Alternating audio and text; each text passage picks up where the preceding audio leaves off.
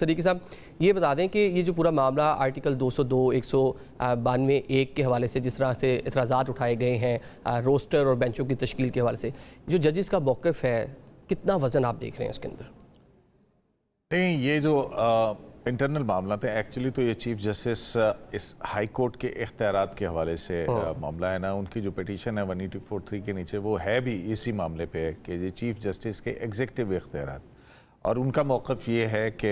ظاہر ہے کہ بینچز بننے اور وہ سارا کچھ تو اب وہ supreme court high court rules کے نیچے ہی جو اختیارات ہیں۔ اب جہاں تک یہ موقف ہے ان کا کہ سپریم کورٹ آف پاکستان میں اجتماعیت یعنی کہ ججز کی جیسے ججز کمیٹی ہے ایک آئینی کمیٹی ہے تو اس میں اختیارات کی تقسیم ہے، وہ چیف جسٹس کا محض اختیار نہیں ہے، تو وہ اس حوالے سے لینے آئے ہیں ریلیف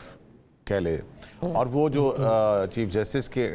ایڈمنسٹریٹو اقدامات ہیں ان کو انہوں نے چیلنج کیا اس حوالے سے کہ کوئی بینچ تبدیل ہو گیا تھا، کوئی مقدمہ لے لیا گیا تھا، لیکن یہی جو سارا کچھ ہے یہ باقی 4 ہائی کورٹس کے چیف جسٹسز کے پاس بھی ہے۔ سپریم کورٹ آف پاکستان میں تو ایک قانون آ گیا جس کو سپریم کورٹ نے ویلیڈیٹ کر دیا، پریکٹس اینڈ پروسیجر کا جو قانون ہے، پھر اس کے بعد 26ویں آئینی ترمیم اور پھر اس میں مزید امینڈمنٹس ہو چکی ہیں، تو ہائی کورٹس کے اندر نہیں ہے۔ اب یہ کام تو پارلیمان کا ہے، یہ اٹس اے پولیٹیکل کوسچن کہ وہ اس کو طے کرے، تو اب جج صاحبان اپنی دانش میں 184(3) میں وہ جورسڈکشن ہے جو کہ انفورسمنٹ آف فنڈامنٹل رائٹس کے حوالے سے ہے، اور کہ ایک ایسا معاملہ جو کہ پبلک امپورٹنس کا ہو، تو اس کو دیکھتے ہیں کہ کیسے دیکھتی ہے اب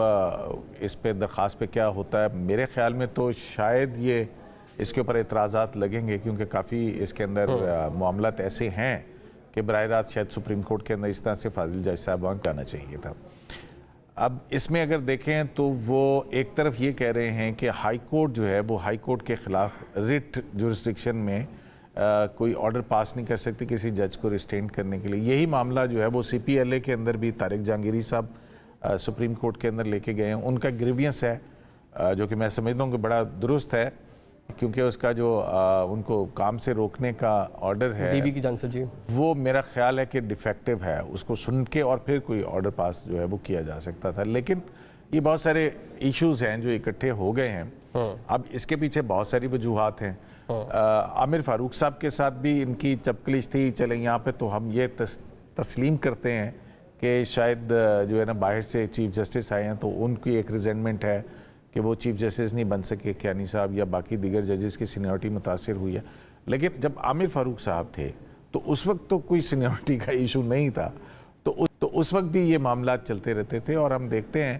کہ پہلا جو بہت بڑا دراڑ نظر آیا تھا وہ 9 مئی کو نظر آیا تھا جب عمران خان کی گرفتاری ہوئی تھی اسلام آباد ہائی کورٹ سے، اور اسی دن ہی ٹیرن جیٹ والا جو ان کی ڈسکوالیفیکیشن کا معاملہ تھا جو کہ عامر فاروق صاحب، طارق جہانگیری صاحب اور محسن کیانی صاحب کے بینچ کے اندر تھا۔ آپ نے دیکھا ہوگا بہت وہ آرڈر اپلوڈ ہو گیا، پھر وہ بینچ ٹوٹ گیا، اور وہ بہت ساری چیزیں جو ہیں وہ اب تاریخ کا حصہ ہیں۔ اس کے بعد سے یہ ہم دیکھتے ہیں کہ بہت زیادہ ہمیں جو تقسیم ہے بڑھتی ہوئی نظر آتی ہے ہائی کورٹ کے اندر بالخصوص۔ بالکل گریوینسز ہو سکتے ہیں جج صاحبان کے، یہ بھی ایک بڑی عجیب سی بات ہے کہ ایک مقدمہ اگر کسی بینچ نے سنا ہے تو اس سے لے لیا جائے، جبکہ لیکن اب کیا کریں، ماضی میں ہم نے یہ دیکھا کہ سپریم کورٹ کے اندر بھی قاضی صاحب کے بینچ کے اندر ایک مقدمہ تھا، وہ بندیال صاحب نے اٹھا کے اپنے پاس لگا لیا تھا، ماسٹر آف دا روسٹر کا جو تصور تھا جس کے بعد وہ ایمینیٹ کیا۔ اب یہ جج صاحبان یہی کہہ رہے ہیں کہ ماسٹر آف روسٹر کا جو کانسیپٹ ہے وہ ہائی کورٹ سے ختم کیا جائے۔